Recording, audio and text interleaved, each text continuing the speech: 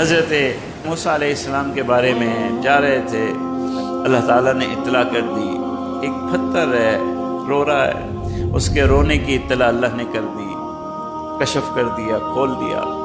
پوچھا بھائی کیوں روتا ہے؟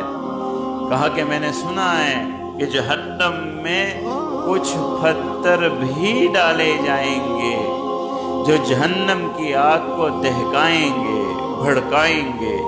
میں رو رہا ہوں، مجھے خوف ہے کہ میرا شمار ان پتھروں میں نہ ہو جائے۔ قرآن مجید میں بھی ہے کہ جہنم کو پتھروں سے دہکایا جائے گا۔ حضرت موسیٰ علیہ السلام نے کہا اچھا چل تیرے لیے دعا کر دیتا ہوں۔ اللہ کے یہاں ہاتھ اٹھا دیے، دعا کر دی۔ دعا کرنے کے بعد تھوڑا سا مراقبہ کیا، اللہ نے بشارت دے دی، فرمایا کہ اللہ سے میں نے مانگ لیا ہے، تو ان پتھروں میں نہیں ہوگا، محفوظ ہو گیا ہے، بس تیرا مسئلہ حل ہو گیا۔ چل دی حضرت موسیٰ علیہ السلام، آگے گئے، جہاں سفر تھا کام کاج کیا، واپس ہو رہے ہیں کچھ عرصے کے بعد، اسی جگہ سے گزرے، وہی پتھر ہے، پھر رو رہا ہے۔ پھر حضرت موسیٰ علیہ السلام کو بتلایا گیا بھائی اب کیوں رو رہا ہے؟ میں تو تیرے لیے دعا کر چکا ہوں، تجھے محفوظ کروا چکا، اب کیوں رو رہا ہے؟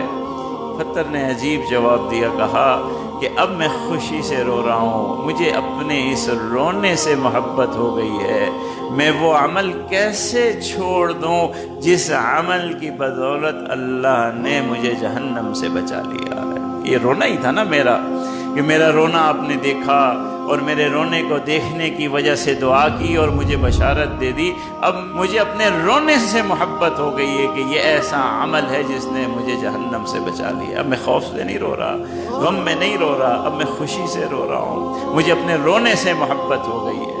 بڑی عبرتناک واقعہ ہے۔ تقوی کی حفاظت اعمال میں ہے، روحانیت کی حفاظت اعمال میں ہے، اللہ کی محبت کی حفاظت اعمال میں ہے۔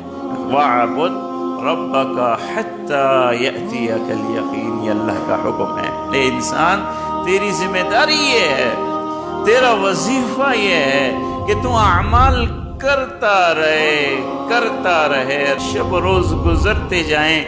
تیرا وظیفہ یہ ہے کہ وَاعْبُدْ رَبَّكَ، کب تک کرنا ہے؟